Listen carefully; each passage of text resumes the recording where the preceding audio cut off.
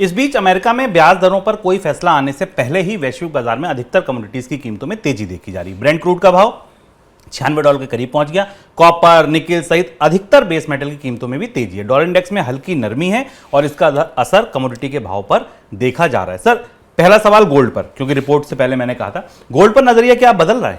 Gold पर दो दिलचस्प घटनाक्रम में दिखाई दिए पिछले 1-2 हफ्तों के दौरान। जैसे हमने कहा कि फेडरल रिजर्व की बैठक में अब ब्याज दरों से ज़्यादा महत्वपूर्ण बात यह होगी कि दुनिया महंगाई से कितने लंबे समय तक रहेगी और क्या ये महंगाई मंदी लाएगी या स्टैग्फ्लेशन लाएगी। अब ये बहस इस बात के ऊपर शुरू हो गई क्योंकि मंदी आने की संभावना में थोड़ी सी कमी दिख रही है, पर महंगाई के लंबे चलने के कारण जो बाकी जटिल कॉम्प्लिकेशंस हैं या जटिलताएं, उनके बढ़ने का खतरा दिख रहा है। और अगर महंगाई लंबी चलती है तो फिर सोना चमकने लगता है और इसलिए हमने देखा कि पिछले दिनों में सोने में तेज गिरावट के बाद धीमे धीमे सोने की कीमतों में कुछ बढ़ोतरी दिखाई दी और अब दुनिया भर के निवेशक महंगाई के आउटलुक के आधार पर, जो कि 2023 के अंत तक या 2024 तक दुनिया में रहेगी, सोने को वापस खरीदने की सिफारिश कर रहे हैं।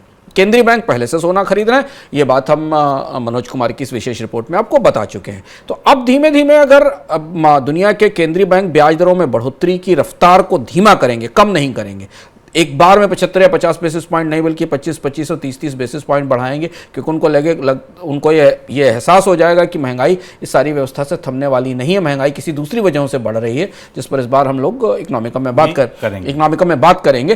तो डॉलर में के इंडेक्स में हमें उतनी मजबूती नहीं दिखाई देगी। तो अगर डॉलर इंडेक्स में थोड़ी सी भी हमें नरमी दिखती है तो उसका असर हमें सोने की तरफ निवेश बढ़ता दिखेगा और इसीलिए हमें सोने की कीमतों में थोड़ी रिकवरी दिख रही है।